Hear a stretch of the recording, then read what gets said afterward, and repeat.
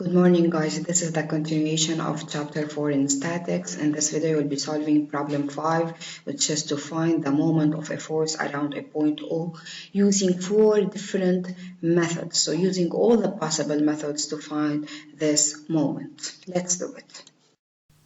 Okay, so as an application for all the methods that we have proved to find the moment of rotation, let's solve this problem, which is basically problem 5 in your slides.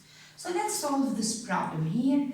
I need to find the moment of F that is equal to 5 kilonewton around O. I have some angles here, and I have that this arm here is equal to 3 meters. So basically, of course, the moment will be in kilonewton meter, and I should find this moment using several methods. You should, in the exam, pick the most convenient method, that is the easiest one, and it will not consume a lot of time. So I will start first by the 2D method.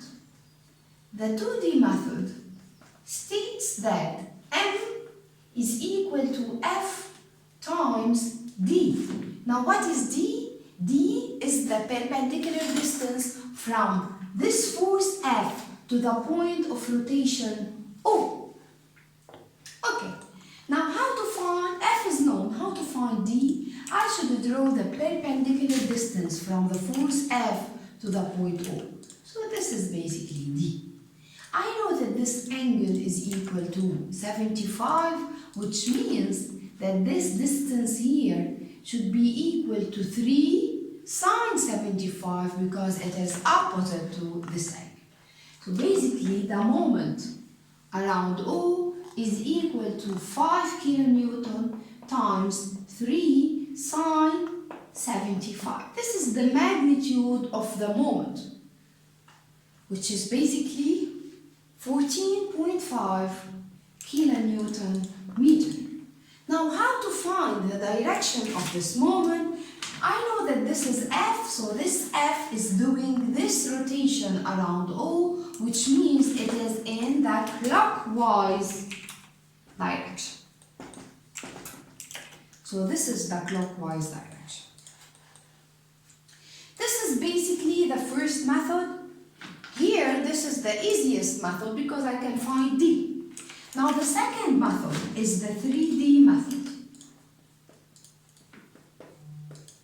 In 3D method, I should find R in vector form and F in vector form. Now what is R? R is basically the vector from O to a point that lies on F. So I will choose this point here. I will call this point A. So R is equal to OA. Now what is OA in vector form? OA is equal to 3. This is a 3, so 3 cosine 30 if this is X and this is Y. So it is equal to 3 cosine 30 I plus 3 sine 30 J. Now what is F in vector form? F is equal to 5 cosine 45 I minus 5 sine 45 J. Because basically the projection of F on Y is negative. And then I can do the cross product. So M in vector form will be equal to I, J, K. And then here I will put the vector position 3 cosine 30, 3 sine 30, 0 in K, and then 5 cosine 45 minus 5 sine 45 and 0, and then I can do the cross product. The answer here, if you do the cross product, so you cross I, and then this will be 0, and then you cross J, and this will be 0, and then you cross K, and the answer will be the cross product of these terms, and then the answer here will be minus 14.5 K. Now why is it in minus K? Because basically as we saw in the first method, that the moment is in clockwise, and I know that if this is X, this is Y, K will be towards me, which means it is in the counterclockwise direction. So that's why it is in the negative k. Negative k means here it is not in the counterclockwise, it is basically 14.5 in the clockwise direction, which is the same answer as the first method. Now, the third method is basically the method that we've proved in the previous video. So this method states that m is equal to fyx minus fxy. So this is the third method, and we will apply this method in this problem. Basically, this method has one condition, and the condition is that the answer will be in plus k. So you can go to the previous video and see why it is in the plus k. So the answer here will be in the plus k. Now, the moment will be equal to what is fy? Basically, fy is minus sine 45. Now, what is x? X is the x of a, which is what? Which is 3 cosine 30 minus fx. Now, fx is 5 cosine 45 times y. Now, y of a is what? It is 3 sine 30. So if you do this, you can also find that the answer here is minus 14.5 kilonewton meters, which means I also have the same answer in minus k. So this means that m is equal to plus 14.5 in minus k, or in other words, it is plus 14.5 in the clockwise direction. Okay, now these are the three main methods. What's the difference between them? In the first method, which is the simplest one, I should know the perpendicular distance from the force to the point of rotation, and I should know what will be the direction of this moment by applying the right-hand rule or the clockwise and the counterclockwise direction. This is for the first method. The second method, the advantage of the second method is that I don't have to worry about the direction of the moment. So it will implicitly be given by the cross product. As in this case here, m is minus 14.5 k. So I don't have to worry about the sign nor the direction. Now, for the third method, this is applied in 2D case where I know x and y, fy and fx, and you should put in your mind that this method will give me an answer in plus k, which means if my answer is positive, then this is a counterclockwise direction, because the counterclockwise will give me a plus k. If my answer is negative, then this is a clockwise direction. Now, these are the main three methods. I will also have one additional method, which is the smartest method. It is a very smart method. So I will call this smart method. In this method, I will find the component of f that is passing through O. So I will find the component of f that is passing through O. So basically this component is this one. So this is the component of f that is passing through O.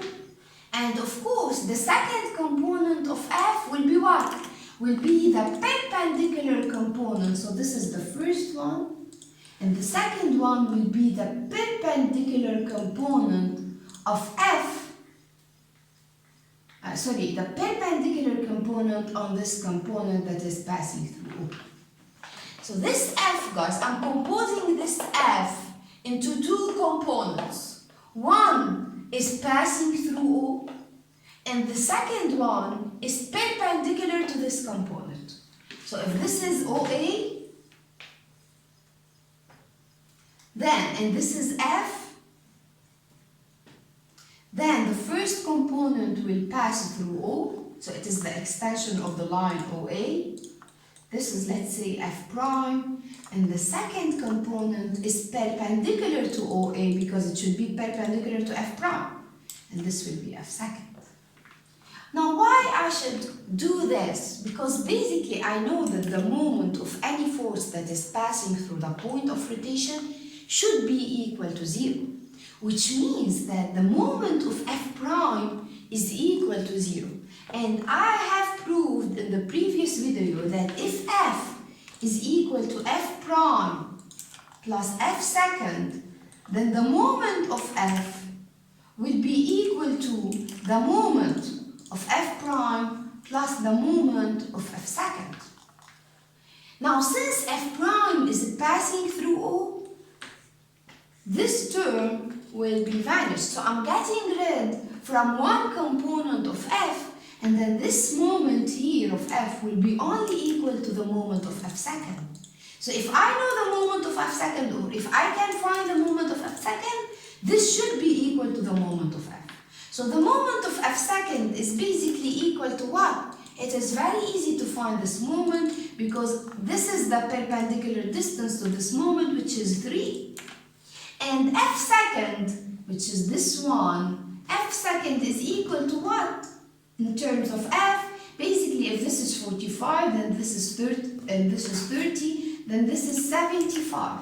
So this angle here is 75, which means that F second is equal to F sine 75. So F second is equal to F sine 75, and the moment of F second that is equal to the moment of F will be equal to 5 sine 75 times 3, which is equal to 14.5. Now what about the direction? F second will also do a clockwise rotation around O, so this is in the clockwise direction or in minus K.